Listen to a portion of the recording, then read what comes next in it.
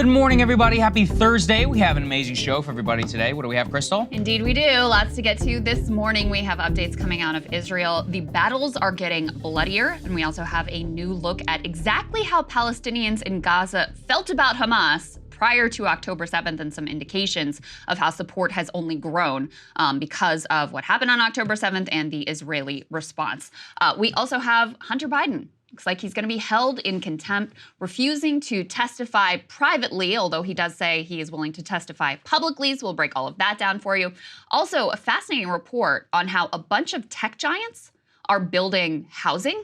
New sort of like modern day company towns. What could possibly go wrong? What could possibly go wrong there? We'll look at that. Saagar's got a special report for you on the latest, very sketchy doings with regard to UFO transparency. We also have a clip that went viral coming out of Harvard. Yet another former Obama official, this time their wife, stalking a student who's wearing keffiyeh, accusing her of wearing a terrorist scarf. Right. Yeah, you got to see it to believe it. And Saagar also has a report on the war in Ukraine. Before we get to any of that, though, we're really excited. Later today, we're going to be filming another interview with RFK Jr. Let's go ahead and put this up on the screen. Saagar, what is the release schedule for this one? Yes, so our premium members will be able to watch it first, as promised, for all of our big interviews that will drop tonight. For the public, it will drop sometime tomorrow, so you guys stay tuned. You can become a Breaking Points premium member right now, breakingpoints.com, and you can take advantage of our discount if you want to go ahead and sign up to watch it early and or support all of our work going into the election. We plan on covering RFK Jr. extensively because we have seen effectively like a media blackout cover-up where they will include him in the polls, but they just like pretend he doesn't exist. He's probably going to be the most consequential independent candidate since Ross Perot, and yet nobody seems to be discussing that. So we'll ask him about it. Bunch of stuff we want to get into with him. Really excited to talk to him again. State of his campaign. There was just a report about all the difficulties of getting on the ballot. So talking some of the nitty-gritty of that, how he's thinking about potentially staffing an administration, VP picks. Of course, I got a lot of questions for him about Israel and other issues of the day. So really looking forward to that conversation, and we should have a good hour with him to get into a bunch of different stuff. So it's gonna be great. Stay tuned for that. All right, let's go ahead and jump into the news. Put this up on the screen. So the Israeli government and the IDF have been trying to portray an image of victory as they have, basically already completely destroyed northern Gaza, massive death toll, massive civilian death toll. Well, we're now starting to get these little glimpses into how the ground operation is actually going for IDF soldiers. And we have this report from Ynet. Apparently 1/5 of the IDF troop fatalities suffered in Gaza have actually been due to friendly fire or accidents. This, again, according to the IDF, according to data, at least 20 of 105 deaths since the launch of ground operations not caused by enemy fire. The military says they are working to ensure troop safety. Now, couple of notes here. We covered previously how Haaretz did an investigation and uncovered that the number of injured IDF soldiers had been dramatically understated. They went to the hospitals and said, okay, how many have you taken in? How many IDF soldiers have you treated? Those numbers were far greater than what the IDF had admitted to.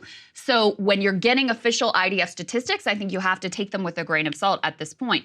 But nevertheless, Saagar, I mean, this shows an extraordinary development if you have this high a proportion of the fatalities coming from friendly fire. Yeah, well, this is the acknowledged friendly fire. And like you said, I think that's really what we have to focus in on. And one of the things I think that we wanted to try and highlight for everybody here is that the next phase of this is looking, unfortunately, as predicted, as chaotic and as bloody, and could actually be far more costly to the IDF as this continues, because the initial military operation was a lot of use of air power. Now, the initial ground operation, too, we saw the IDF take some casualties. It does definitely appear that they're covering some things up. But the reason why this friendly fire number is so important is it demonstrates how chaotic the situation is on the ground. I mean, for 20% of acknowledged casualties and deaths to be friendly fire incidents, that's an extraordinary number, not really on par with many Western military in any modern style campaign. It just highlights the chaotic nature of urban combat.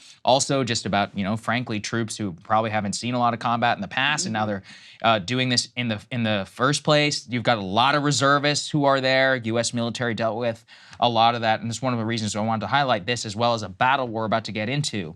These two things militarily demonstrate the ongoing difficulty of what continuing to operate in this environment is going to look like, friendly fire, and as well as, unfortunately, the ongoing nature of occupying Gaza for the IDF whenever you've got a battle, which we're about to show everyone, which took place in North Gaza in an occupied area which was declared safe already and which had very little air power.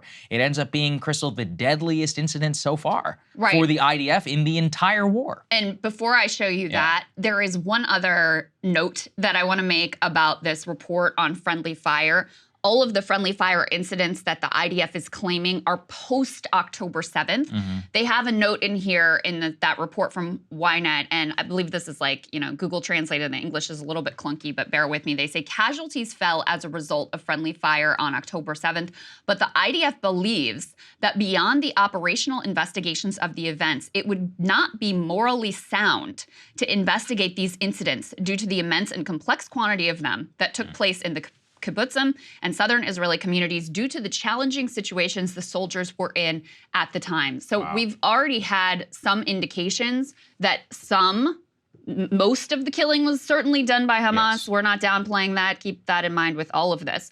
But that some of the deaths on October 7th on the Israeli side were because of friendly fire. And they acknowledge this in this report, but they also say, we have no interest in looking into it. We're not going to do an investigation. We don't think it would be morally, what do they say, morally sound to investigate what the hell unfolded on that day. I think they're going to say that now. I think a lot of Israelis are going to want more answers on that in the quote-unquote post-war period. Another reason why Netanyahu is trying his best to get as far away from that as possible. But we've teased the battle, so why don't we go ahead and play some of it now just to give people an idea of what this looked like. This was a battle in which 10 IDF soldiers lost their lives. Not only just 10, but 8 out of the 10 of them actually were officers. And it happened after Hamas actually ambushed an IDF small team. It was only 4 guys who ended up having to be rescued in an hours-long firefight. And again, this is in an area of Gaza which was declared safe, where they did not think that it was ongoing. It ends up, again, being the deadliest battle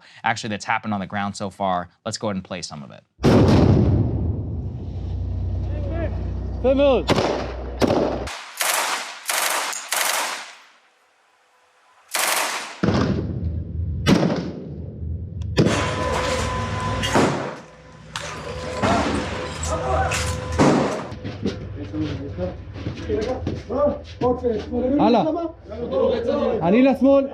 This is footage released, by the way, by the IDF. Right. You know, we've played you Hamas's propaganda battle footage. This is IDF propaganda battle footage, but again, it gives you some sense of how difficult, how brutal things are on the ground. Let's put up the details of what happened in what may have been the deadliest incident so far on the Israeli side. This is per the Times of Israel. 10 soldiers, including 2 quite senior officers, killed in Gaza fighting and what they describe as a deadly ambush. From what I could tell from the description here, you basically had 4 soldiers who went into this cluster of 3 buildings. Again, as Saagar mentioned, this was near Gaza City, not in Gaza City, but in that part of northern Gaza that they have claimed they've basically, eliminated all the terrorists and pushed everybody out into southern Gaza. Well, not so in this instance. They thought that these buildings had been abandoned, surrounding a courtyard to carry out searches, and found the entrance of a tunnel. As the troops entered one of the buildings, Hamas terrorists ambushed them, hurling grenades, detonating an explosive device, and opening fire on them. Then, they're calling for help. Their superiors come in and try to rescue them. All 4 of those original soldiers lost their lives, along with a number of the other soldiers who came in to try to rescue the situation. Yeah, I think, again, just to highlight it, it took place in an area that you thought was peaceful. Then you go into a building. It turns out there's an IED in there. IED either injures or kills everybody. Then everybody's terrified. And so what really highlighted to me is you had everybody up from a battalion commander on downward, colonels, lieutenant colonels, who somehow became involved in this operation, grabbed their rifles and decided to storm in there. And then multiple of them were actually killed. The search and rescue operation, the commanders of the operation, and obviously Hamas got the drop on them in terms of the ambush and what that looked like. It ended up being an hours-long firefight just to secure the entire area. And this highlights the nightmare of what actual military occupation is going to be. I don't think it's an accident that the deadliest incident so far took place in a so-called safe area, and this is what it is going to look like like when you're trying to occupy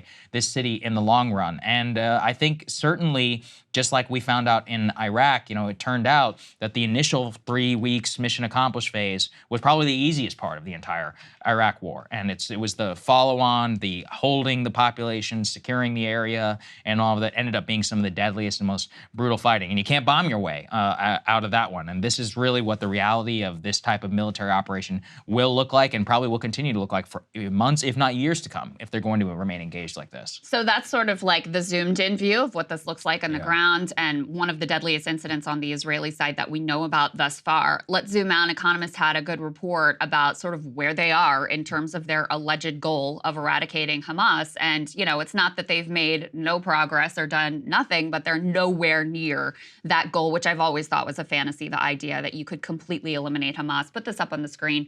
They write in this piece, the IDF may have destroyed as much as half of Hamas's force, although even that, the numbers don't really add up. The overall death numbers that we know of in Gaza, roughly 18,000, and at least 60% of those are women and children. So if you're saying maybe they've destroyed half of Hamas's force of perhaps 30,000 fighters, I'm just not sure where you're getting that math from. It may have come directly from the IDF. But even if you take those numbers, which are probably way overstated of how well they've done in eliminating Hamas members, Hamas still has thousands who emerge from tunnels to carry out ambushes on Israeli soldiers, like the incident that we just told you about. In addition, you have about 100 Israeli soldiers, according to the IDF, who have been killed. Again, I would take those numbers with a grain of salt. Hamas still holding, of course, more than 130 hostages who were not released when the two sides called that truce and exchanged captives in November. Those hostages, of course, continue to be at grave risk, and Hamas has indicated that more than a dozen of them have actually been killed. Now, they're saying it's because of the Israeli assault, certainly possible, but we don't really know the circumstances surrounding that.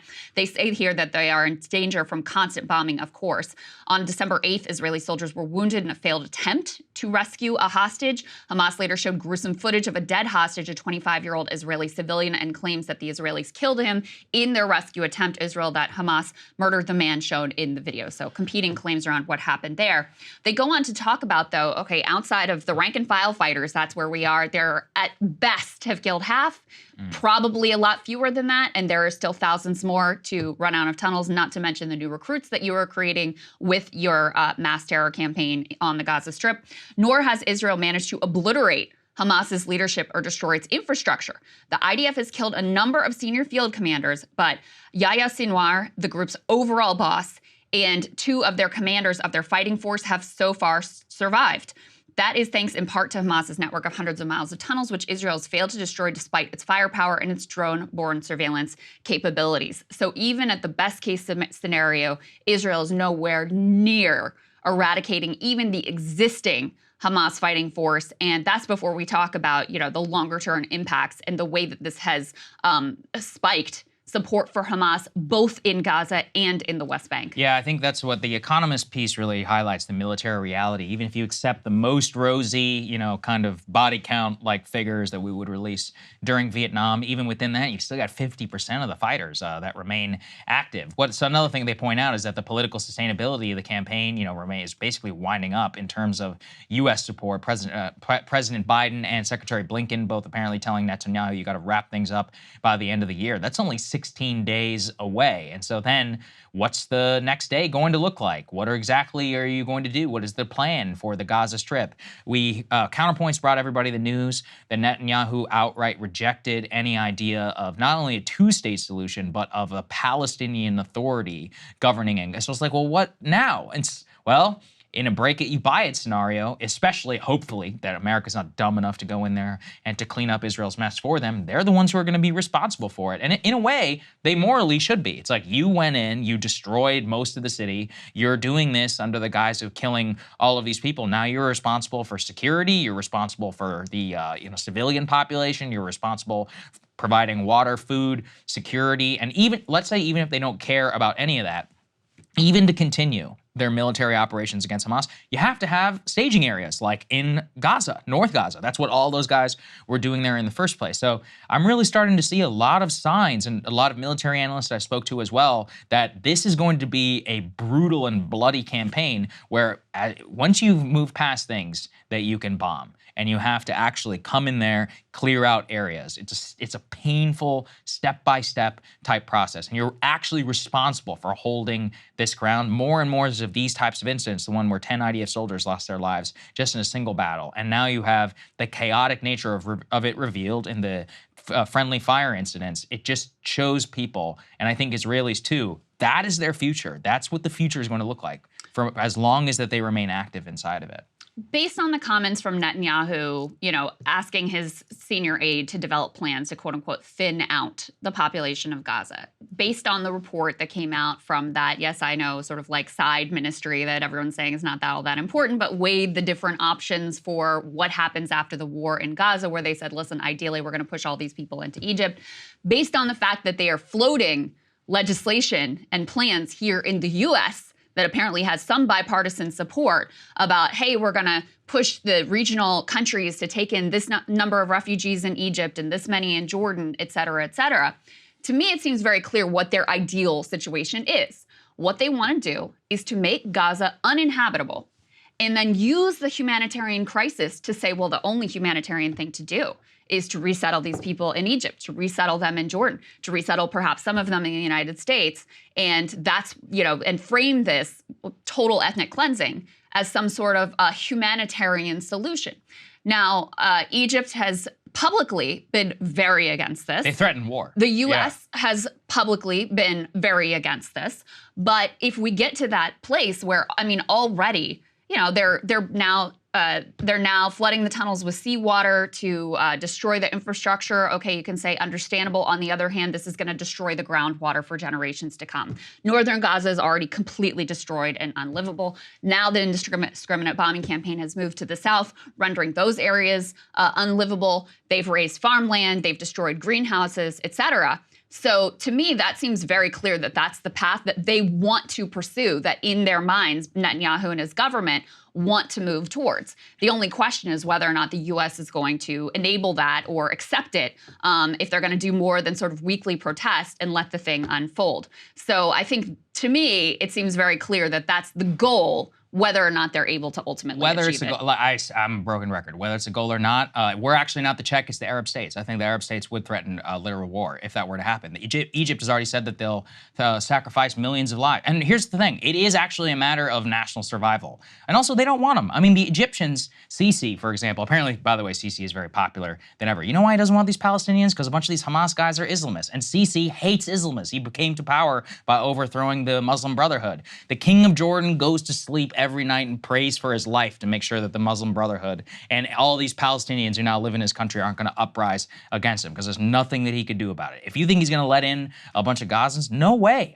All of these people. And then I guess the next question is America. Now, I think that some people are dumb enough to have, millions of people come and resettle here, but I would say hell no to that one. I think it's all Israel's fault. So they're boxed in. They can want many things. For what's realistically going to happen, they're responsible for this. They can come to the scenario now, or they can come to scenario 6 months from now. But in my opinion, this whole ethnic cleansing plan of theirs, it's just not going to work. There's just no political sustainability for it. The last thing I'll say about that before we move on to the next piece is obviously ethnic cleansing is wrong and bad and incredibly immoral. It also seems to me incredibly foolish to think that if you just displace Palestinians to other countries that they're going to give up the fight.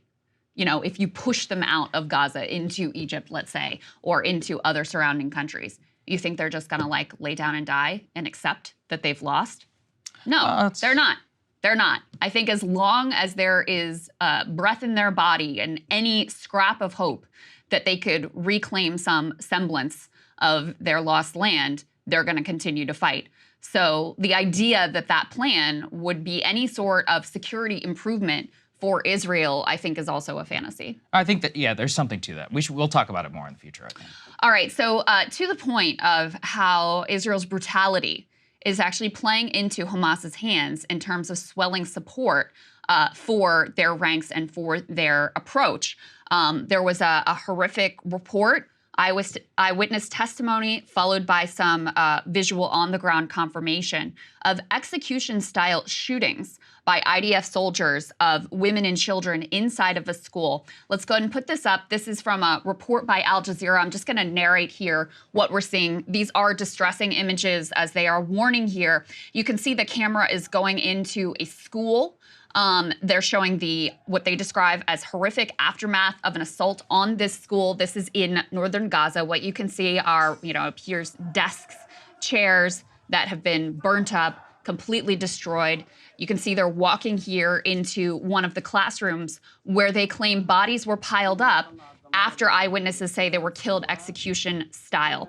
This man was one of the eyewitnesses. He says, we found the bodies in the classrooms.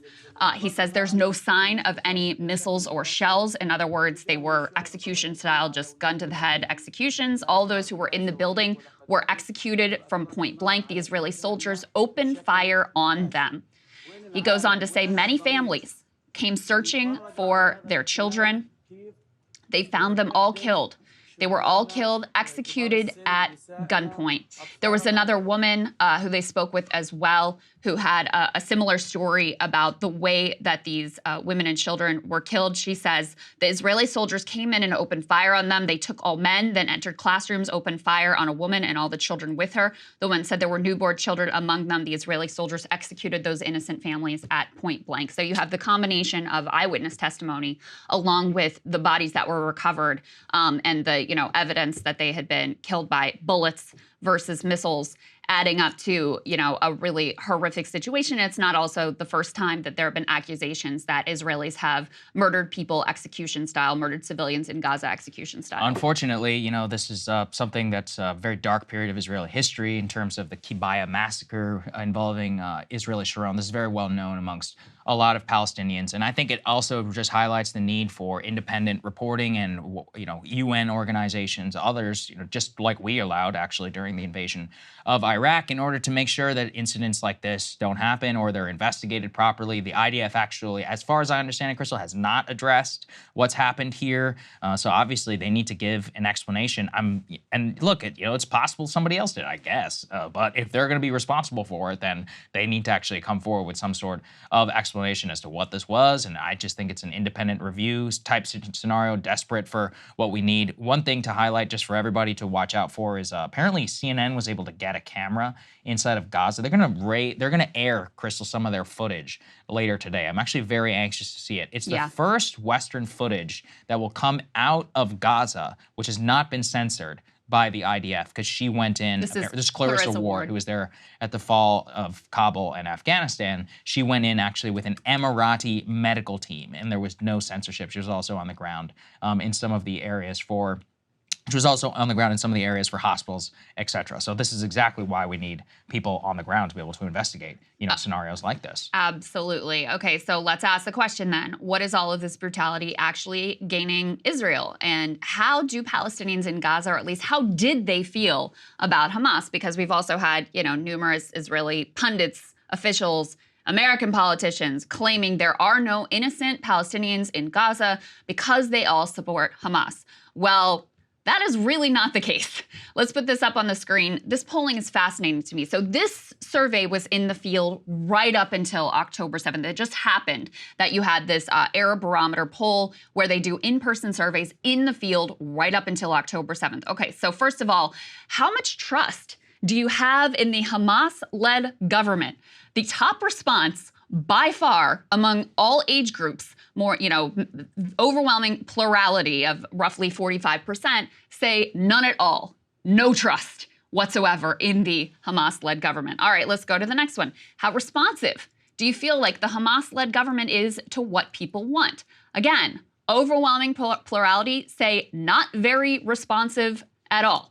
So not exactly glowing reviews there. And the second highest response was not responsive at all. So not very and not at all were the two highest responses. All right, let's go ahead to the next one. What do you think is the most effective way to have a say here, to be able to influence a Hamas-led government decision?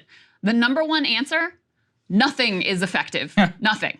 The second highest answer is working through personal connections. So basically corruption. Corruption, yeah. Okay, so that's really interesting. Very dim views of Hamas. There was a huge sense, 78% had said that the availability of food was a moderate or severe problem in Gaza.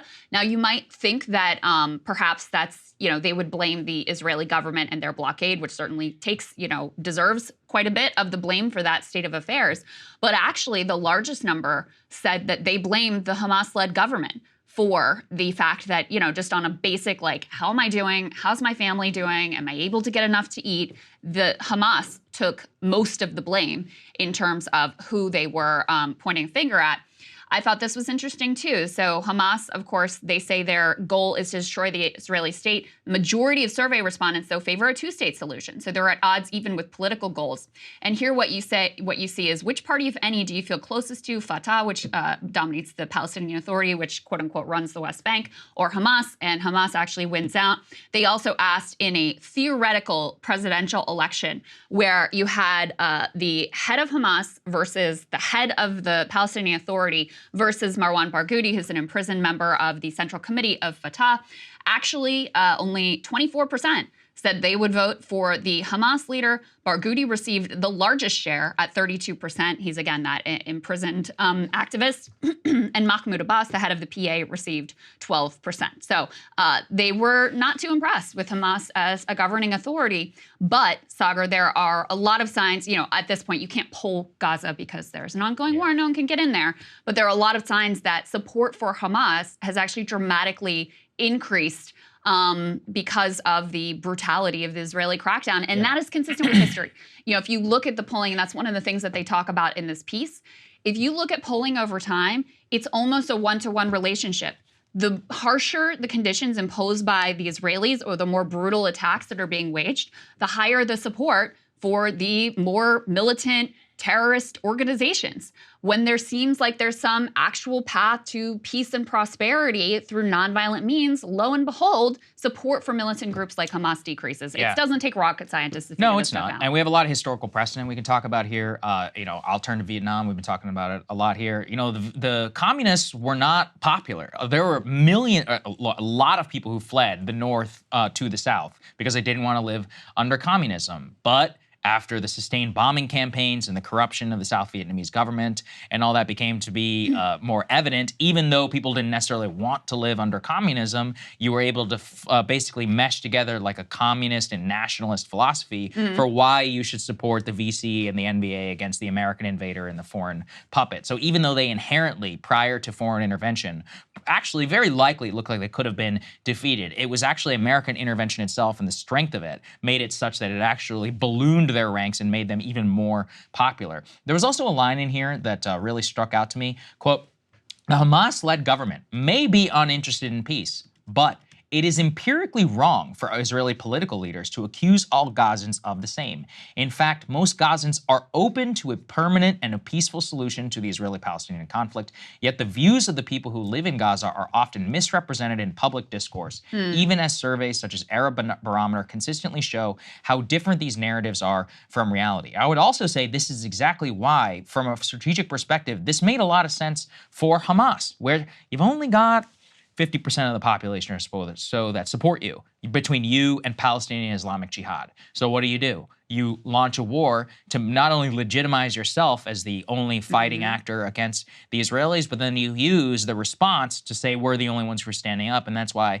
you got to support me. Again, very, very similar to the way that the Viet Cong and others operated in the Vietnam War. So, and this ultimately they were the victors, so we got to study what exactly made them effective. And I think that the way that this fight now continues and how that all looks for the center of gravity of that population, who they support, what they look like as legitimate.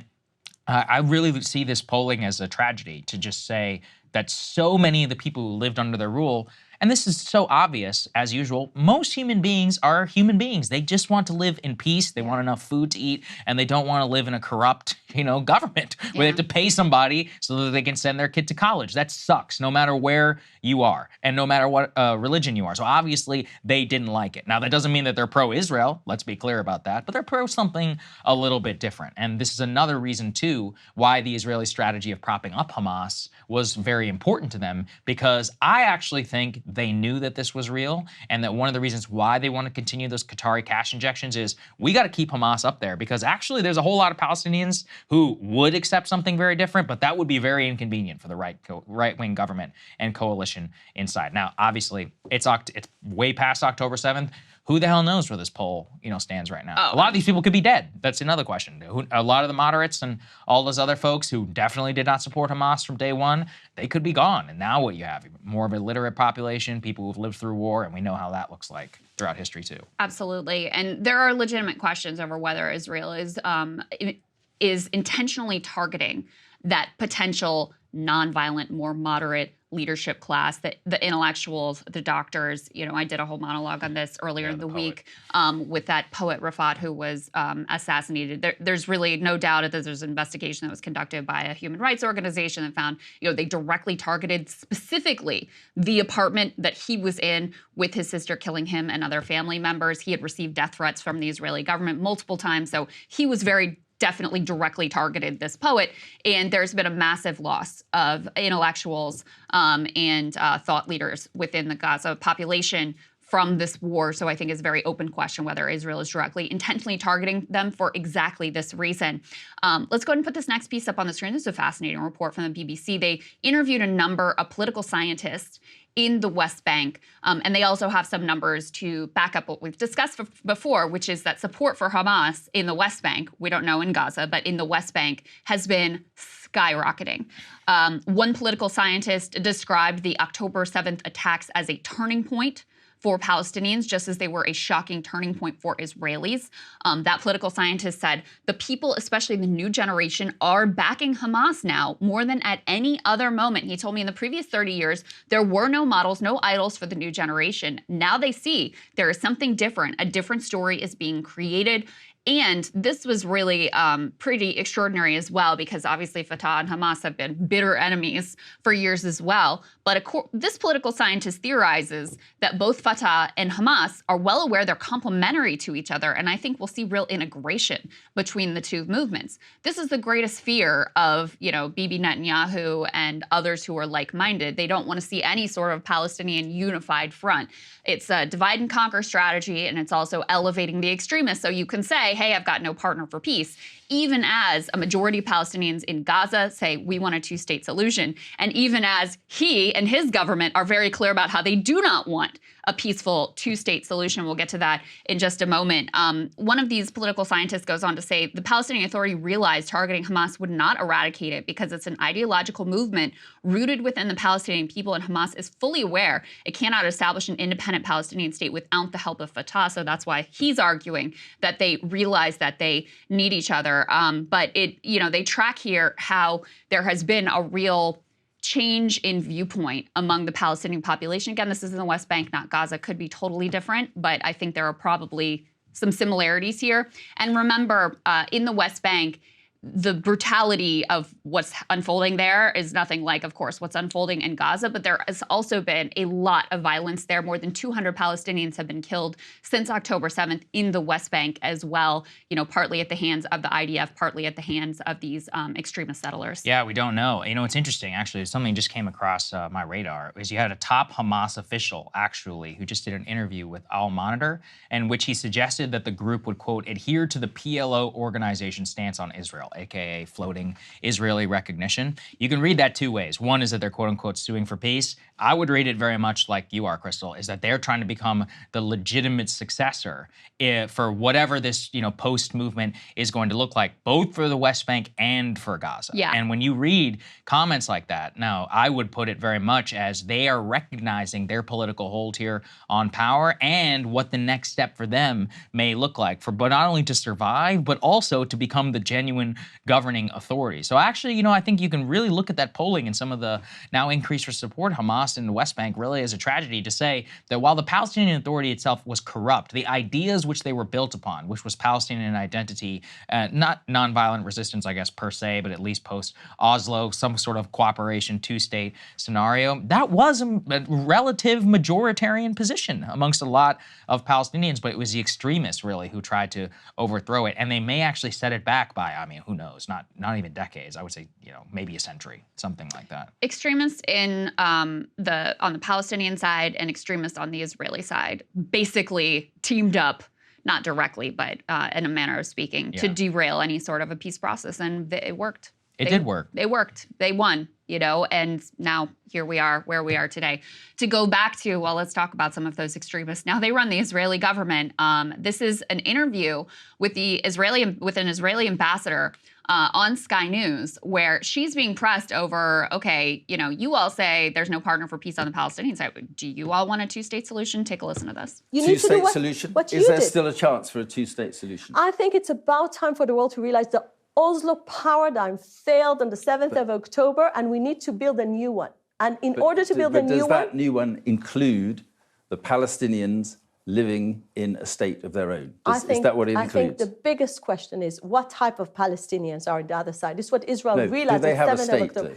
The answer is absolutely no, and I'll tell you why. Well, then how can there be peace? How can there be peace in the reason there is no peace Israel is because the Palestinians... without offering Marcus, a state to Palestine, how can there be peace in Israel? Israel knows today, and the world should know now, the reason the Oslo Accords failed is because the Palestinians never wanted to have a state next to Israel. They want to have a state from the river to the sea. So the two-state solution is dead. Why are you obsessed with a formula that never worked, that created this radical people in the other side? Why are you obsessed with that? So she says to a two-state solution? Absolutely not. This is not surprising. I mean, this has been the position of Netanyahu, the Likud party, certainly his extremist coalition partners for years. These are people who have been opposed to Oslo from the beginning of Oslo for literally decades. But to have it so out there, brazenly stated, no hedging in the open, is extraordinary for a number of reasons. I mean, it blows up one of the central myths in American politics about what's unfolding in Israel, where it's all the problems are on the Palestinian side, there's no partner for peace there. Joe Biden has said his key stated objective with regard to Israel and Palestine is ultimately to get to a two-state solution.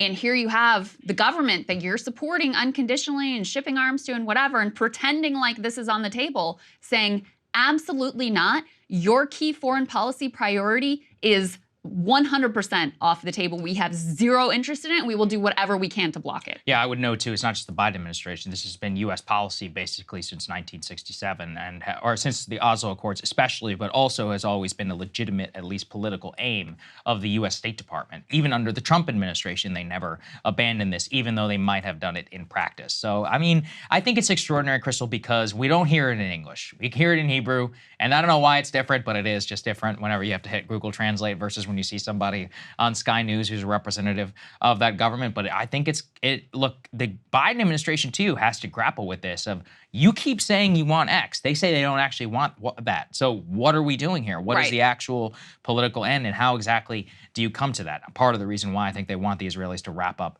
their campaign. But I mean, that's not going to do anything. You could stop the military campaign tomorrow. You could even have a quote unquote ceasefire. The political end is the one that we've all been working towards supposedly for 50 years. It's like, well, now what are we going to do? Well, the other thing is, even if you take the governments out of it, take Hamas out of it, take the Netanyahu government out of it, and look at the polling of the populations, you actually have far more support for a two-state solution among Palestinians than you do among Israelis at this point. Right. We talked to that pollster, Dahlia Scheindlin, earlier in the week. I really recommend people go and listen to that. She was really, really insightful in terms of Israeli public opinion. She's a writer for Haaretz. She's a political scientist and a pollster. And it's been a long time since two-state solution has been a majority position in Israeli politics. And she said, it hasn't dropped off that much during this current war, but it's nowhere near a majority. I believe she said support was somewhere around 30% for a two-state solution. So you actually have more sentiment. And that, that's why these politicians, that's why they get elected. The Netanyahu government doesn't just come out of nowhere, right?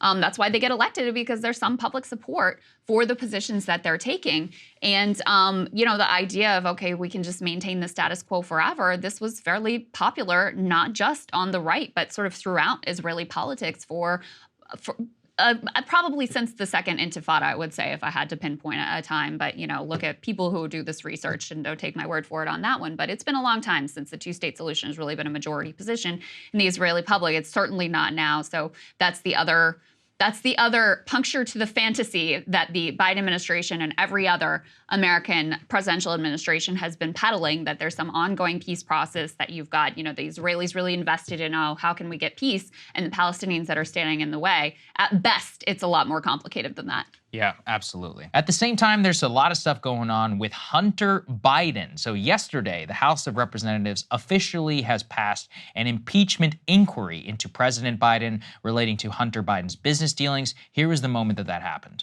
On this vote, the yeas are 221 and the nays are 212. The resolution is adopted. Without objection, the motion to reconsider is laid on the table. That is an official impeachment inquiry for those who covered the two impeachments, which we did, certainly. The impeachment inquiry is the predecessor to a formal impeachment. It basically authorizes Congress, gives them subpoena power to look into and to investigate whatever they deem necessary, as opposed to what's put forward to them in the resolution. It also, though, came at the exact same time that Hunter Biden actually appeared publicly on Capitol Hill, answering questions of, where's Hunter, with I am right here. He is offering to testify to Congress publicly about his business dealings, but refusing to comply with a subpoena to be answered to investigators in private. Here's what Hunter had to say. But I'm also here today to correct how the MAGA right has portrayed me for their political purposes. For 6 years, I have been the target of the unrelenting Trump attack machine, shouting, "Where's Hunter?" Well, here's my answer. I am here. Let me state as clearly as I can. My father was not financially involved in my business, not as a practicing lawyer, not as a board member of Burisma, not in my partnership with a Chinese private businessman, not in my investments at home nor abroad, and certainly not as an artist. By cherry-picking lines from a bank statement, manipulating texts I sent, editing the testimony of my friends and former business partners, and misstating personal information that was stolen from me. There is no fairness or decency in what these Republicans are doing. I am here to testify at a public hearing today to answer any of the committee's legitimate questions. So, Krystal, there's a lot actually going on there. First of all, I believe that's the first time he's ever acknowledged that the Biden laptop is real. Because he said it was stolen from me. Now, first of all, it wasn't stolen. He was so high on drugs that he forgot that he left his laptop there. I thought it bore all the hallmarks of Russian disinformation or whatever. Now, there's a lot going on. I do love how he has to list all of his shady things, like in my Chinese private equity firm, in my board membership of Burisma. Also on the art piece, it just so happened that, Democratic donors happened to pay top dollar for brand new artists. It's just that extraordinary. Okay. There's a lot to be said, I think, about that. It does, though, come at the same time that the House Republicans are now likely to hold Biden in contempt the way that the Democrats did for Steve Bannon when he refused to comply with the subpoena. Here is James Comer and Jim Jordan immediately responding to Hunter's statements. Here's what they had to say on Capitol Hill immediately after. Issued a lawful subpoena to the president's son that we expect him to come in and be deposed. This is a normal process in an investigation. This has been a serious, credible, transparent investigation from day one. We've published 4 bank memorandums. We've had countless press conferences. This is an investigation about public corruption at the highest levels. We have accumulated mountains of evidence that's concerning to an overwhelming majority of Americans. We have specific questions in there, and I think we're going to allow you in there to see the piles and piles of documents, of bank statements, of emails, of text messages that we've worked very hard on in this committee over the last 8 or 9 months. Finally, I would say this. Mr. Biden's counsel and the White House have both argued that the reason he couldn't come for a deposition was because there wasn't a formal vote for an impeachment inquiry. Well, that's going to happen in a few hours. We think it's going to pass. We think the House of Representatives will go on record with the power that solely resides in the House to say we are in an official impeachment inquiry phase of our oversight. And when that happens, we'll see what their excuse is then. They should have been here today, but once we take that vote, we expect him to come in for his interview, for his deposition. And frankly, we'll also, I think, look at contempt proceedings as we move forward. So, Krystal, so the beef around public versus private, I know it sounds nebulous, but Yeah. From what I understand and what I've looked into, the public proceeding will not be able to last as long in the way that the private ones go. So the private ones, as we saw with Devin Archer and others, not only are you testifying under oath, but you're not just testifying to members of Congress, you're testifying as well to investigators, people who are deputized lawyers who work for the House of Representatives, for the committee. So it's more of like a police proceeding than you would think of like a public hearing. And in that, they would go probably 9-10 hours in some cases, and they'd be like, what about this payment? What about this payment? All of this under oath. And if you lie, of course, you're going to be violating it, and you'd be held in contempt and charged with that. So that is the beef over that. Now, in terms of what Comer and Jordan are looking into and what they're going with, the latest report that I have seen that looks like the most direct thing that should be looked at was this from just last week. Hunter Biden's company made direct payments to Joe Biden. These involved the earnings on Hunter Biden's company that were then made directly to President Biden. Now, this is being billed by the Biden team as Hunter having paid him back for, I think Personal it's cars, loans, personal loans, etc. It's not necessarily legal, but I'm not sure yet if the paperwork involves there then. It does, though, of course, raise a question of like, well, what are you doing it for? I actually think the sketchiest thing, and that you weren't there whenever I covered this, was the main thing that the big red flag from Hunter's spending over 2017 to 2020, whenever he was on drugs and all of that, was not all of the payments to hookers and all that, because that was actually itemized. It was the 1.7. Yeah, I also wanted to say, what is the difference between hookers and adult entertainment? I'm still trying to figure that out, because that's like 600 grand whenever you combine that, but that's a whole other conversation. Is the $1.7 million in ATM withdrawals of cash. Cash. And so that's actually the one where there's most area for inquiry of corruption and who are you paying to. As I said at the time, presumably a large chunk of that went to drug dealers. I do find it difficult to believe that he was able to even consume and still be alive $1.7 million worth of drugs, because that's a exceptional guy. Maybe, I mean, he is exceptional in a lot of ways. Anyway, I'm curious what you think about all this. I mean, it's such a mess because, listen, obviously I want public officials to be investigated for corruption. I want them to be held accountable for corruption. I want there to be a much more stringent standard of corruption than what the Supreme Court, even counts as corruption at this point. I don't think there's any doubt that Hunter was trading on the Biden name and his dad's access to power and insinuating to these various shady characters he's doing business with that he could get him X or Y or Z. I mean, why else do you put Hunter Biden on boards and pay him, invest in his funds, et cetera, et cetera? Why else do you buy his artwork? I don't think there's, to me, there's no question that there's a very high level of shadiness. But Republicans have been investigating this for a year now, and they really haven't come up with much. So the other piece of this, on the public versus private testimony, I understand their perspective that you lay down of like, no, we want to go through this other process that's behind closed doors, so it's not like a circus in the theater, et cetera, et cetera. But if you're Hunter Biden, you're also thinking, number one, there was, Steve Bannon and other Trump-related people who refused to testify when they were subpoenaed, so the precedent has been set. And number two, if you do it behind closed doors, then they can, and we've seen this before, including with Devin Archer, selectively leak the parts that may be out of context, may be misleading, that they feel are the most damning, whereas he apparently feels some level of confidence that if he's able to testify publicly, that it would come out at least okay for him. And it's not a good look for Republicans that they're afraid of that. It's like, all right, this guy's here, he wants to testify. Like, what are you afraid of? If you won't do it behind closed doors, why not take the next best thing? With regard to the impeachment investigation, I sort of feel similarly. Like, first of all, unfortunately, I feel like no one really even cares about these impeachment inquiries anymore. This is more a stop to the base than any sort of a legitimate fact-finding mission. This is impeachment inquiries are now just sort of like a standard issue part of politics. And some of the haziness of what this impeachment inquiry is even really about was laid out when one Republican was asking another, like, what are actually the high crimes and misdemeanors that we're looking into? And they couldn't just succinctly define it. Yeah. So I don't know. To me at this point, this is like the least of Joe Biden's worries.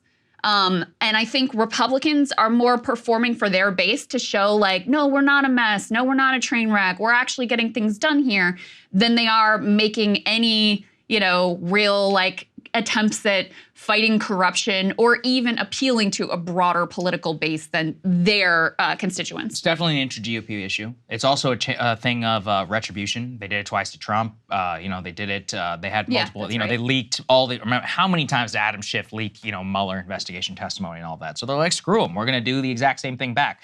I do agree. I think it's going to be normalized. I think it is now basically every president is going to have some sort of impeachment inquiry against him. I am not necessarily against it for corruption purposes. Especially, I'm really enjoying getting all the visibility into the first family's finances. You're like, oh, that's very interesting. We have this going on. The president's brother is being called to testify. The more that we normalize like shame against trading and openness, I actually think it's a net benefit to all of that. So I would like to see Hunter Biden testify in some sort, either publicly or privately. I absolutely, the tax investigation was incredibly eye-opening.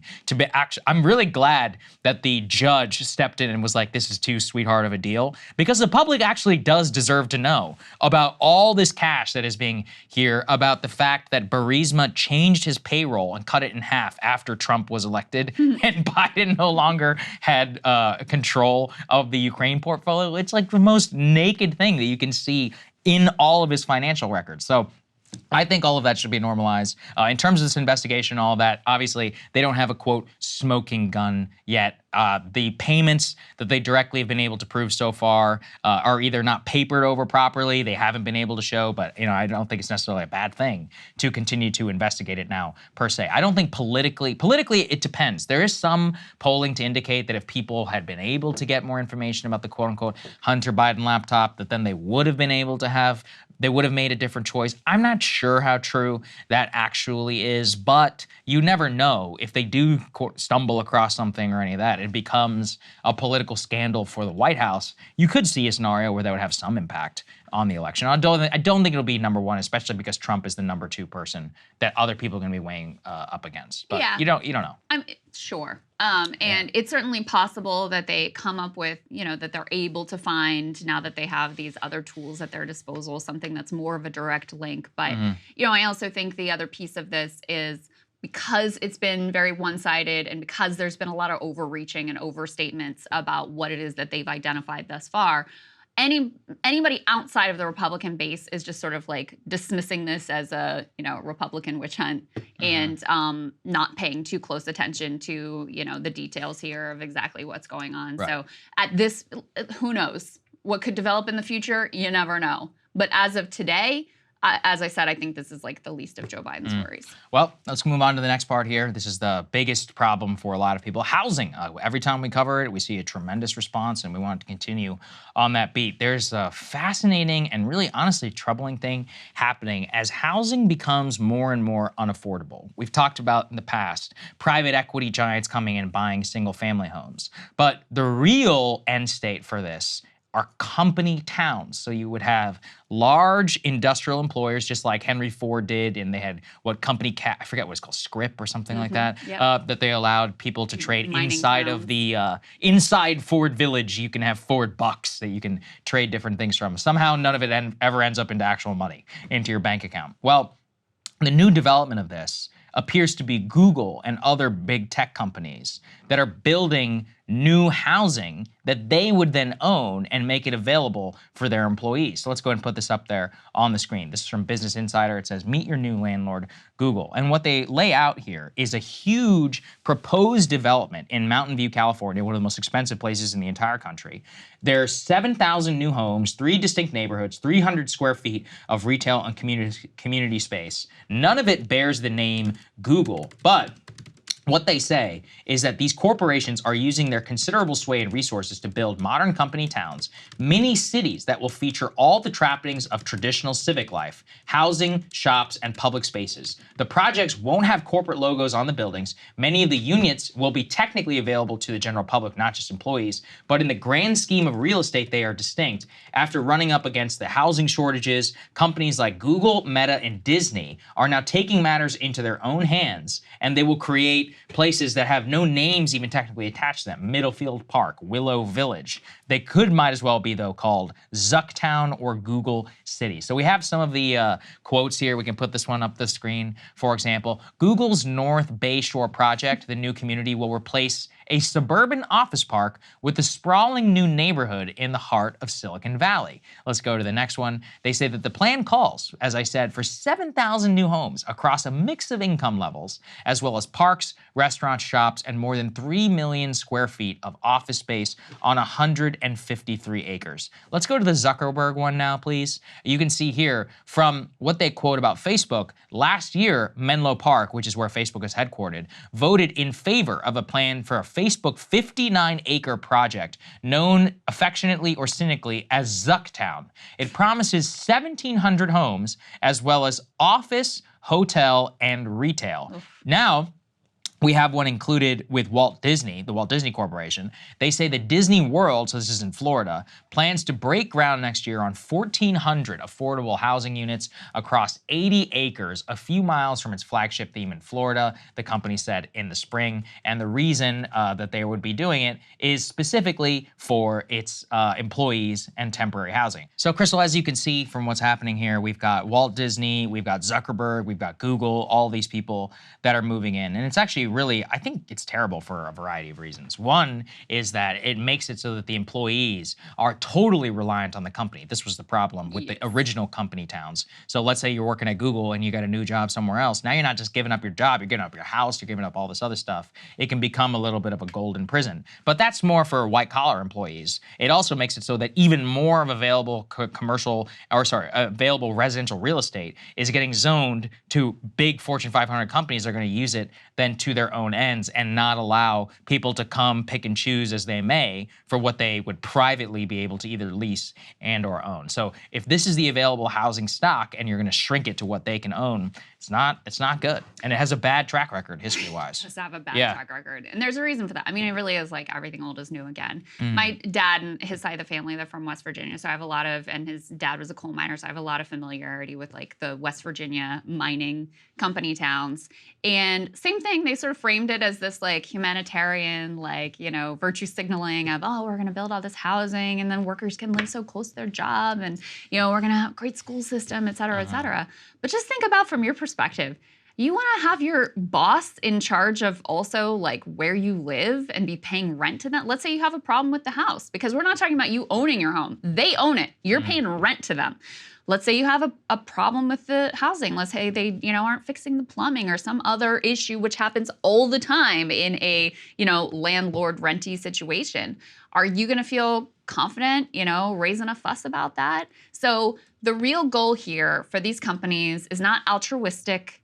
They're wrapping it in, oh, there's an affordable housing crisis, and some of these units are going to be for people who's, you know, below median income, et cetera, et cetera.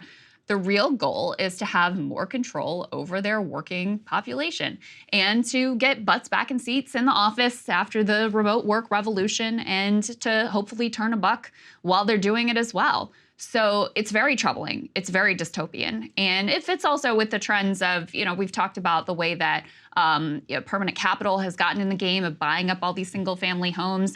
They're making it more and more impossible for people to be able to have their own home, own their own home, have control over their own lives, et cetera. So think about, okay, for those of you who live in neighborhoods that have HOAs and have homeowners association, like, is Google going to now be involved in like the running of your homeowners association?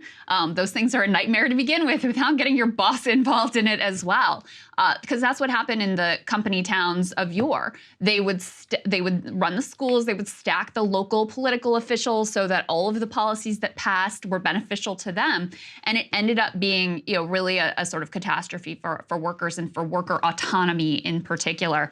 The other thing that, of course, comes to my mind here is, let's say there's a union drive, you know, and you're dependent for your housing on your boss, not just your job. It's already scary enough to engage in a union drive and to push for a union when it's quote unquote just your job at risk. Now your housing is at risk too.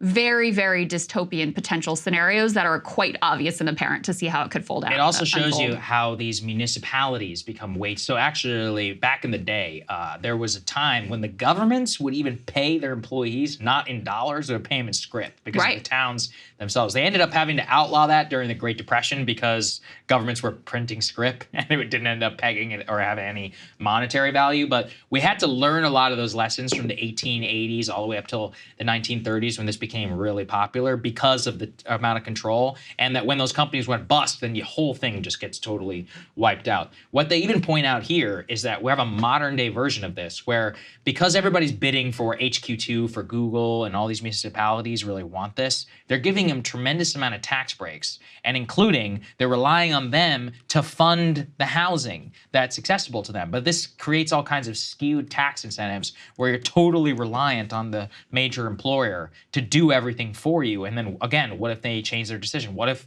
a city down the road is willing to offer them something? Then things could change. So there's a lot of dangers, I think, when we continue to go down this road. And are you going to give preference in terms of hiring to people who say they want to live in your neighborhoods? Right. You know, are you going to prefer them over someone who wants to live outside and own their own home or whatever? So the fact that you have such a disastrous housing landscape, especially in a lot of California cities, but in all kinds of places across the country, it creates this predatory opportunity for these companies to posture like they're doing something that's altruistic for the community, altruistic for their employees, when really all they're seeking is more money and more control. Yeah, I think you're right. Okay, next part here, UFOs. Been waiting to give an update on this one. Now, the top line is we brought everybody the news about the UFO Transparency Amendment. It was included by the Senate, specifically Senator Chuck Schumer and Mike Rounds. It was a bipartisan bill. It actually passed the Senate with like 87 votes. Massive support. It ended up, unfortunately, being gutted in the House of Representatives, specifically by two individuals, Mike Rogers and Turner. These two individuals were very close ties to the intelligence community, basically working at the behest of the Pentagon and the CIA to kill any transparency efforts, which would have required both the setting up commissions, would have required mandatory disclosure. A lot of people in the UFO community are actually very upset about this. And they're also now highlighting a very interesting speech which was given by Senator Schumer yesterday upon the passage of the NDAA, where he protested against the House of Representatives stripping out these transparency blocks and specifically said, based upon presumably what he knows, he gets the highest level of intelligence briefing, of a genuine cover-up that's taking place here. Here's what Senator Schumer had to say. Closure Act that he and I co-sponsored, and portions of which we will pass in the NDAA. I say to my friend, that unidentified unanimous phenomena are of immense interest and curiosity to the American people. But with that curiosity comes the risk for confusion, disinformation, and mistrust, especially if the government isn't prepared to be transparent. The United States government has gathered a great deal of information about UAPs over many decades, but has refused to share it with the American people. That is wrong. And additionally, it breeds mistrust. We've also been notified by multiple credible sources that information on UAPs has also been withheld from Congress, which, if true, is a violation of the laws requiring full notification to the legislative branch. A lot of important things there. That's talking about. Pretty wild. It is, and it's like these things just happen and they float into the ether and everybody thinks it's too wacky, so they don't want to cover it. I mean, this is a Senate Majority Leader. Now, look, politicians lie all the time, but one of the reasons why I thought the legislation was so important is it doesn't rely on individual testimony of a whistleblower or of a legislator, of I saw this, or my uncle saw that, or any of that. It was straight up like, look, if you have info, you have to legally disclose it. That's it. It's very simple. And I think it's very telling that they ended up covering it up. Now, Dave Grush, the initial UFO whistleblower, kind of sparked a lot of this, gave some of his reaction on News Nation immediately after. Here's what he had to say. What we're witnessing right now is, quite frankly, the greatest legislative failure in American history. You know, you had a very strong amendment for government transparency on this issue. Whether you believe my allegations or not, we need to advocate for the executive branch, you know, the office of the president through executive action, to instate such a body to advise him on the best course of action now that, you know, Congress has failed to legislate appropriately. Yeah, well, I would hope to see that. I'm not going to hold my breath. And I think that's the unfortunate part of it, is that there's no statutory things that are in place. One of the reasons why the JFK Records Assassination Act was so important was because it let everybody see in the open every time they push declassification. We all know what's happening here. But the fact is that previously they could just pretend they moved on. We already had the Warren Commission. Just got rid of the Warren Commission. And then they opened it up, and then they still have parts of it declassified. Why? Everybody involved is dead. Or you just don't want us to know truly what happened. I think the fact that now we have to rely on presidents, I mean, if you have to rely on the capricious political leanings of the executive branch, you're already screwed. You're screwed.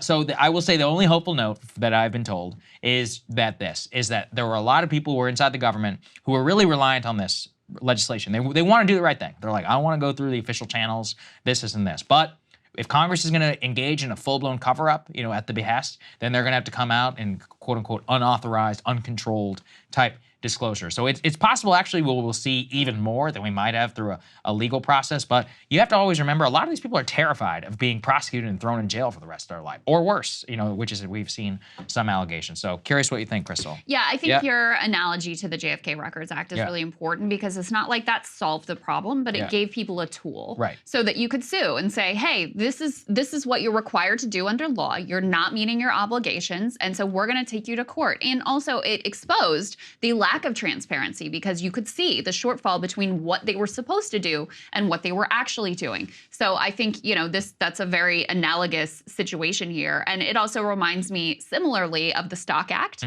which required disclosure of stock trades. And it's not that solved corruption in government, but again, it gave good government activists and grassroots activists in the public a tool where you could see at least some of what's going on and expose it. You could also see the gaps between what people are supposed to disclose and what they are actually disclosing and how often they're failing to disclose what they're required to under that regulation. So to me, it sort of fits in a similar category here.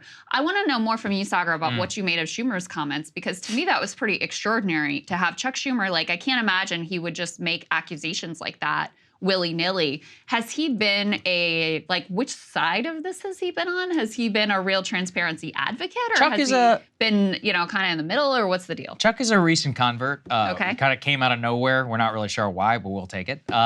Look, I have no idea. He's a member of the Gang of Eight. The Gang of Eight are the people who are supposedly the members of Congress who get the most insight to the U.S. intelligence community. Yeah. Although, you can't necessarily rely on that. If I had to guess, maybe he had somebody who came to him. He was moved very much by Dave Grush or some other whistleblowers, others who had spoken to him. This actually happens a lot. You'll have people who are in the government. They'll go to a member of Congress because members of Congress also have security clearance. They're like, here's what I know, and here's what's happening inside the government. And then the Congress will come. This is kind of like the Church Committee, many other transparency efforts. They will come through because they have clearance, and then they will enforce a provision in the government which will require then disclosure. But I mean, the exact statement from Schumer is that there is an actual cover-up. Right. He says, for the government to obtain any recovered UAP material or biological remains that may have been provided to private entities in the past and thereby hidden from Congress and the American people. That's a direct quote from Senator Rounds, an Idaho senator, a Republican here, who is working with Senator Schumer. I mean, they are alleging,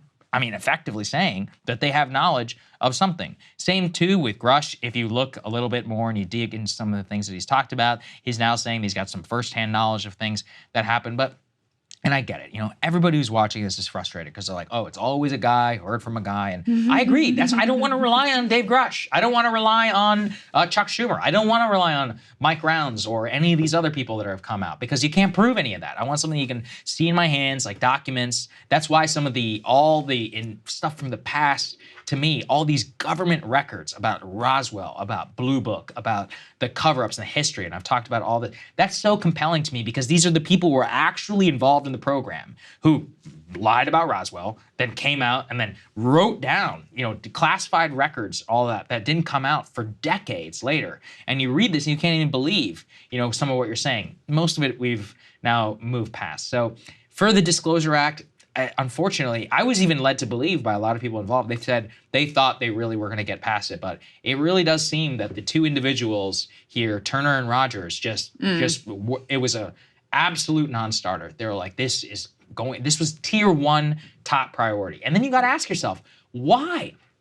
Imagine the JFK thing. If a member of Congress who had such big ties to CIA and Pentagon just blocked the JFK, or somebody like Arlen Specter, if anybody remembers he was a senator from Pennsylvania. He was on the Warren Commission and he came up with the magic bullet theory. Imagine if at the time that he was lobbying hard openly in the public against JFK assassination. We all know what's happening there. We know why. And yet, for somehow with this, the press, everybody just moves past it. It's like me and a bunch of other guys on Twitter. I don't understand it. I think everybody just thinks it's wacky and they think it's, they don't want to be tainted by looking like a kook. But this is the Senate Majority Leader. This is not, this isn't just Daily Mail articles and things like that are happening. Well, and the other dynamic that could be playing out here is, members of Congress can really get in their feelings when when there's like a turf war and an ego battle too. Like if they feel like they're being lied to and like, members of the executive branch are not being upfront with them,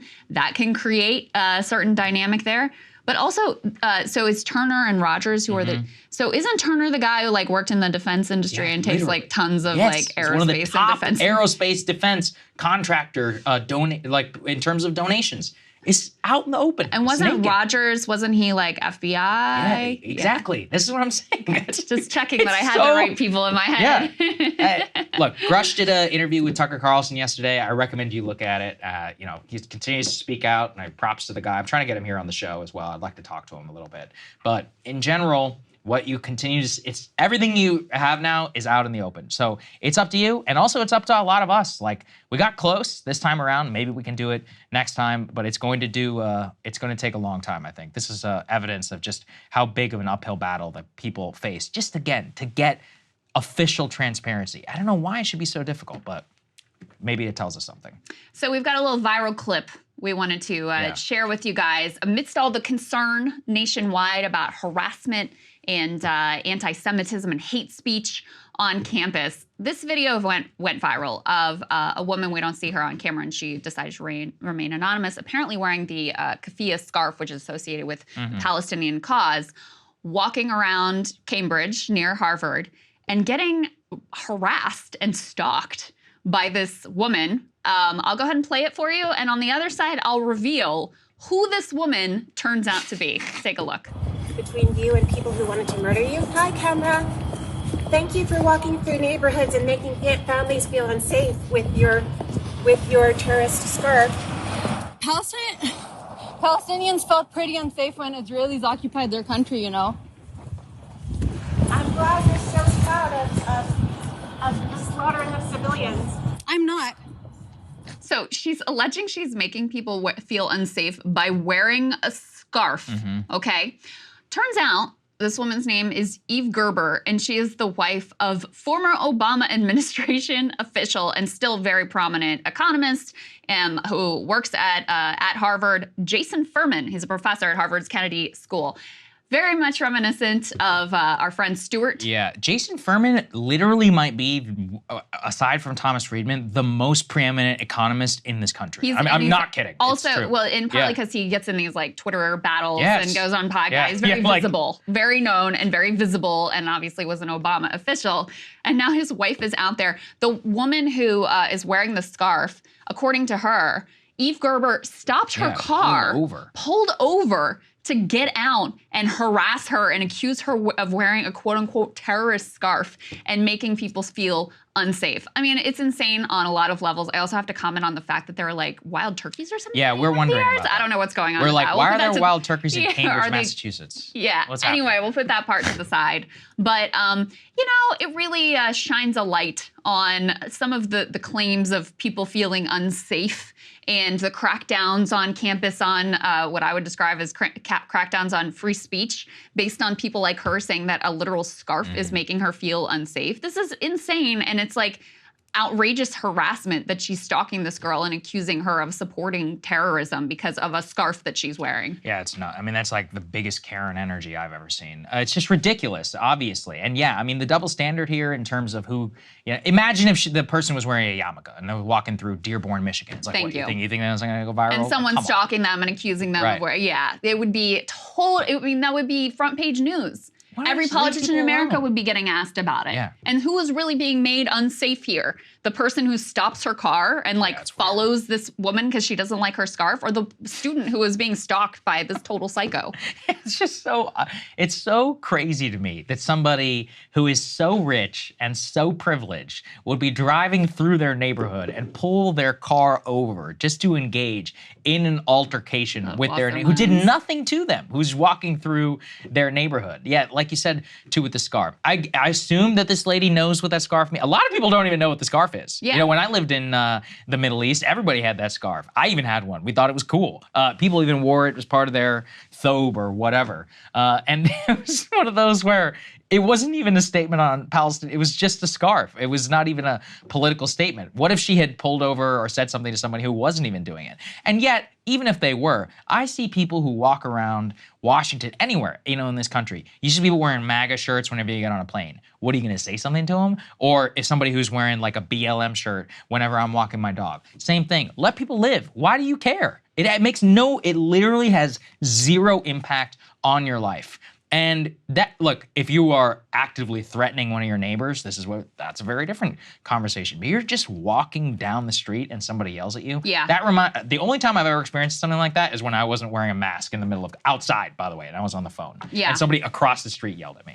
Yeah. By the way, listen, I want to be clear, like this conversation about anti-Semitism rising, like I have seen genuine incidents of anti-Semitism, you know, here and around the world. I do not doubt for a second that there is an increase in anti-Semitism for a variety of reasons. One of them is that groups like the ADL insist on equating every Jewish person in the entire world with a state that is at best pushing for an ethnic cleansing and at worst on its way to a genocide. That could make Jews unsafe and spike anti-Semitism. Of course, it's on the bigots themselves for their actions and for the hatred that they hold.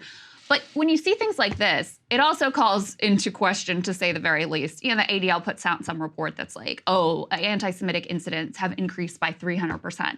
Well, is this the kind of thing that you would classify as a quote-unquote anti-Semitic incident? Someone wearing a keffiyeh scarf or someone protesting at a rally and saying a chant that they don't like? Is that classified as a quote-unquote anti-Semitic incident? Because apparently this woman wearing the wrong scarf is making Eve Gerber feel that she and others in the neighborhood are unsafe. Well, you're scratching the surface here, Krystal. I've been talking about this for a long time. I basically, this will be controversial, I don't care. I don't believe most quote-unquote hate statistics. Anytime somebody's like, oh, it was a hate crime, I'm like, yeah, what was it? And the reason why is because I don't trust these classification regimes. The FBI, they compile these statistics, they do it based upon local crime stats and all these other, but they don't verify the actual criteria. For the reason why, for example, I've talked about this before, mass shooting. Well, Obama dropped the mass shooting definition from 4 to 3. Okay, so now there's more mass shootings. Well, are there really more mass shootings? And then what is so-called mass shooting? It turns out a huge bulk of people where 3 people get shot or more are mass suicide, tragic, and gang violence. Are those mass shootings in the same way that a school shooting is?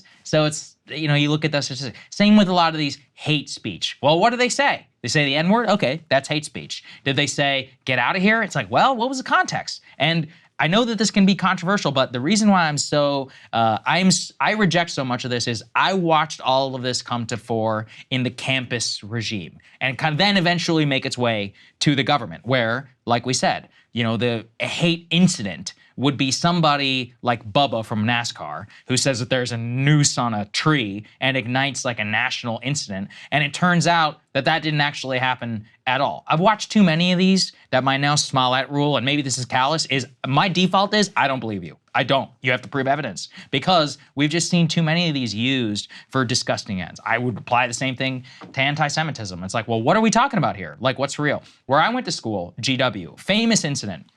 There was a girl who claimed that people were drawing swastikas on her dorm room, or maybe around it, on her whiteboard or something like that. And everybody freaked out. GW is a very large Jewish population, so they installed cameras secretly. It turned out that the girl was drawing the swastikas herself. Oh. It's like sick. It's like you're sick in the head. It's like you're trying to ignite hatred. But there's a lot of that, let's be real, in terms of attention seeking, in terms of being at the center of attention and trying to push political narratives. So I would have everybody to urge extreme caution. Every time you see one of these things, just look for the details, the incidents. The Smollett rule has never failed me. And it disgusts me too, because it means when you use the term for things that are not anti-Semitic, like wearing a scarf, for example, then you make the term meaningless. And so when there are genuine incidents, there was a menorah that was apparently a display that was smashed. Now, we don't know who did it and whatever, but when there are genuine incidents, then you've cheapened the language surrounding it. Right. And, that's bad for everyone. So the last thing that I'll say about this video, and then we'll get to, another one of these sort of like disputed incidents that I felt like we needed to cover because we covered the original video. And so anyway, we'll get into that in a minute. But, this also comes after those 3 men of Palestinian origin were shot, students, 2 of whom were wearing the keffiyeh scarf. Now, we still don't know, the details of why they were targeted, but they were walking down the street in Vermont, speaking a combination of Arabic and English, 2 of them wearing the scarf, and then out of nowhere, this dude comes and shoots them.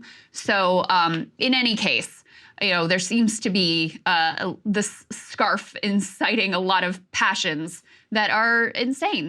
It is a political statement. I don't think that there's anything wrong with making a political statement with your attire. People should not be stalked. They certainly shouldn't be shot for daring to express solidarity with the Palestinian people. All right, so this other piece, I feel sort of complicated about covering this, but we'll just get into it.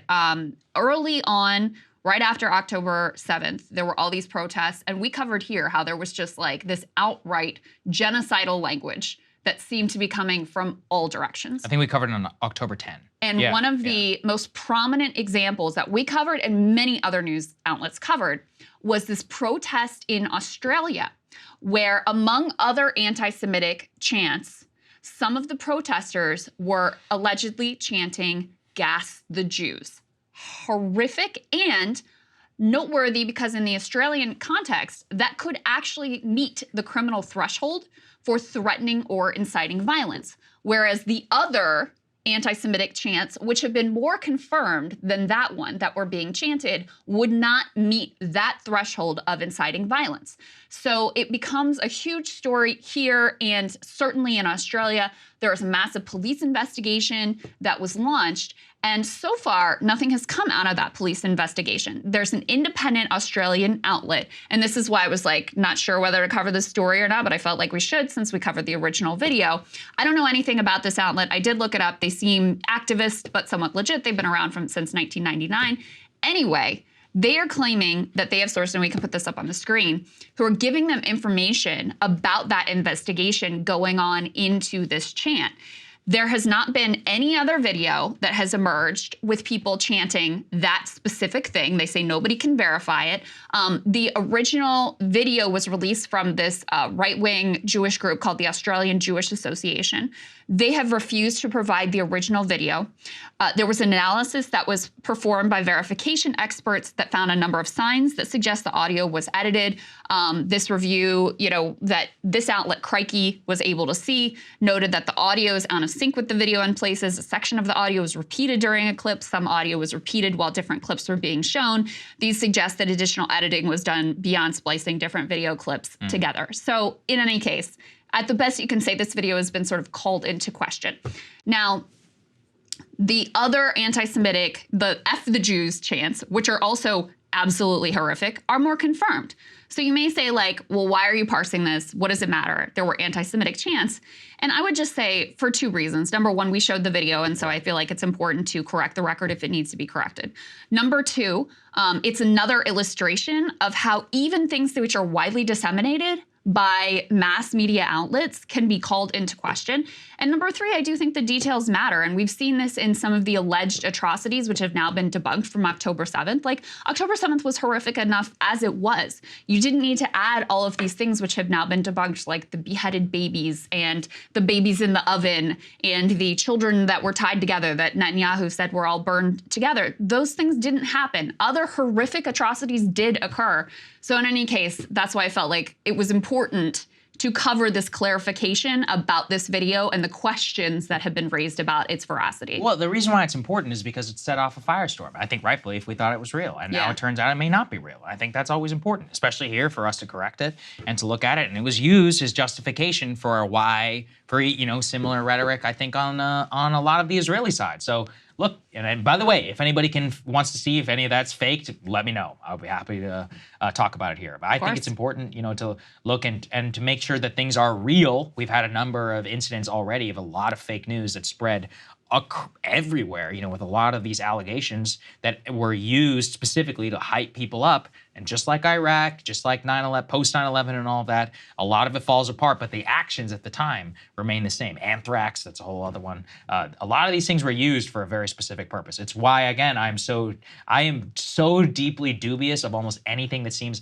unbelievable, because sometimes it is unbelievable. In fact, most times. Indeed. All right, Saagar, what are you looking at? Well, President Zelensky arrived in Washington Tuesday with a single message: give us $61 billion in military aid, or you are the friend of Putin. He was aided in this message by President Biden and Democrats, who implored Republicans to drop their demand for border security in exchange for the aid's passage. He was also granted a major assist by the U.S. intelligence community, who leaked rosy prospects for Ukraine to the American press. The press predictably lapped it up and breathlessly reported the following: Russia has lost nearly 90% of its pre-war army to death or injury, totaling some 315,000 losses of the initial 360,000 that stood in the army before the February 2022 invasion. Additionally, they assess that Russia has lost 2/3 of its existing tank force and some 2,200 tanks out of existing 3,500. By any metric, this is humiliating. Russia, before the invasion, was considered a world-class military, and while it was not on par with forces from the US or the UK, for example, the idea that they would have trouble conquering Ukraine entirely was not a question. But then what the intelligence assessments and the media is not telling you is, what does Russia look like today? First and foremost, that must be understood, is this basic fact: Russia is not a Western country. In a normal Western country, when you lose 300,000 guys, you have democratic revolt. In Russia, the elite genuinely does not care, and the population also doesn't seem to care much. In fact, the most recent independent polling out of Russia tells us 75% of the population supports the war in Ukraine. Bizarrely, the number of death pensions now being paid to widows has actually made the war more popular in the poorest regions. Why? Because the death benefits more than many of these impoverished people would ever earn in a normal economy. For many, fighting and dying in Ukraine is now a very logical economic choice.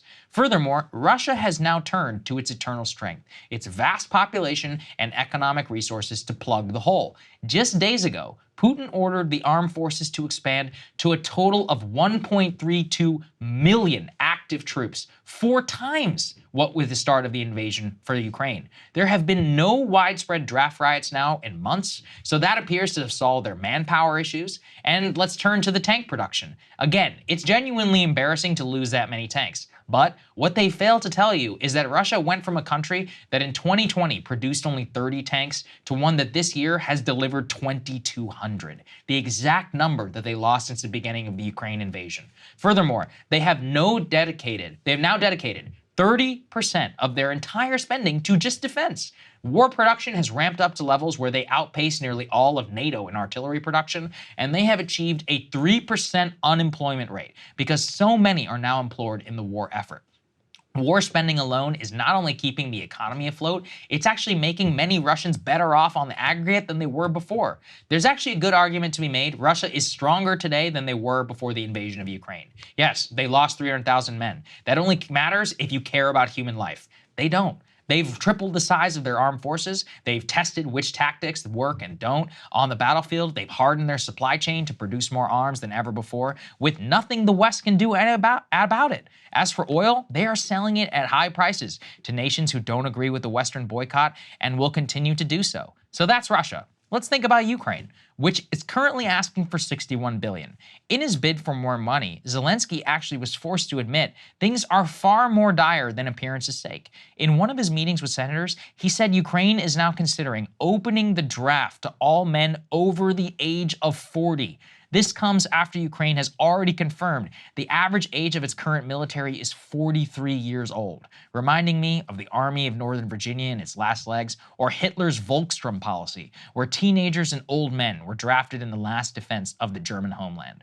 Ukraine is at a point where its manpower problems are far worse probably than any military capability problems they have, especially so when it's the only answer to the question of what is your plan to win. If it's based on having 50-year-old men run into a trench for another year at the chance of a few square miles of territory before a peace negotiation is launched, what are we doing here? The answer is simple. Our policy towards Ukraine has been nothing short of a disaster. Russia is militarily stronger. Ukraine appears on the brink of literal societal collapse if this continues for another year. NATO is actually weaker than it was before the invasion. 2 years into the war, France now has the number of heavy artillery pieces that Russia loses every month. Germany has enough ammo to last 2 days of war. The UK is now considering taking out museum tanks and giving them to Ukraine because they cannot produce enough. The theory behind US support was to strengthen NATO. In reality, it has been to cover for them so they don't have to take care of their own backyard.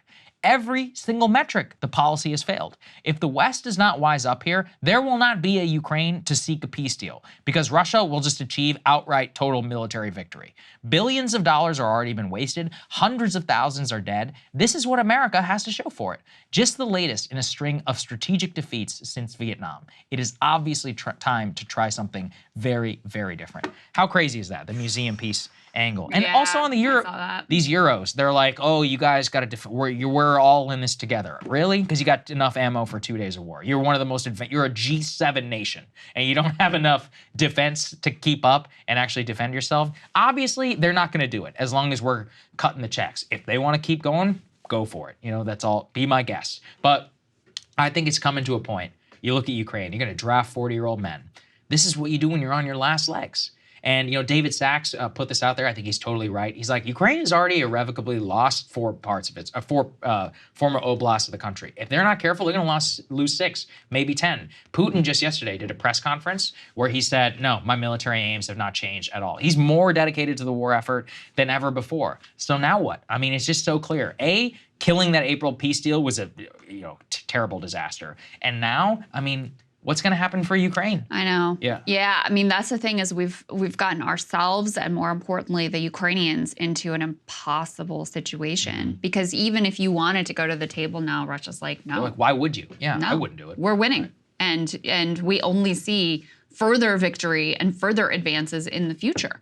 So I don't know like what to do at this point, to be perfectly honest with you. And you know, it's absolutely humiliating for the United States of America. It also exposes the weakness of, we threw a lot at them in terms of just military weapons and support and training. I mean, and not just now, but over decades at this point. But we really threw everything at them in terms of economic sanctions. Yes. And yeah, it didn't work. To what end? So when you've exposed the weakness of your own toolkit, I mean, that's a disaster as well that I think has really been sort of underplayed. And it exposes as well the failures of our news media and our political class, that all of these things we've been trying to talk about from the beginning and raise alarms about and concerns about, et cetera, where you couldn't even say it in the mainstream press. There was no reporting on it, or very little maybe around the edges. You couldn't discuss it. There was no ability to have an actual national debate about the potential trade-offs of the strategy that we were employing. And I think the reason was because they knew if there was that debate, then a lot of people would not choose the direction that the Biden administration and, you know, had massive bipartisan support up until very recently was taking us in. So it's just a failure literally on every level. Yeah, strategic, military, I mean, it's really bad. I think the situation, again, I've said it before, I think that there will be a real political disaster inside of Ukraine. If they survive with half their country intact, they're going to be lucky. But if Zelensky's in charge, it could be far worse. Far, far worse than what they currently are at. And a lot more people could be dead. I mean, you're getting in the Soviet Union post-1945 territory if you start losing more of these men. And I mean, that caused all kinds of societal problems for decades in the future. You don't want to have that happen to you. Anyways, guys, thank you so much for watching. We really appreciate it. We've got the RFK Jr. interview later on. We'll post for our premium subscribers later today, and then it will be available widely for everybody tomorrow. Stay tuned, become a premium member if you can, and we will see you all later.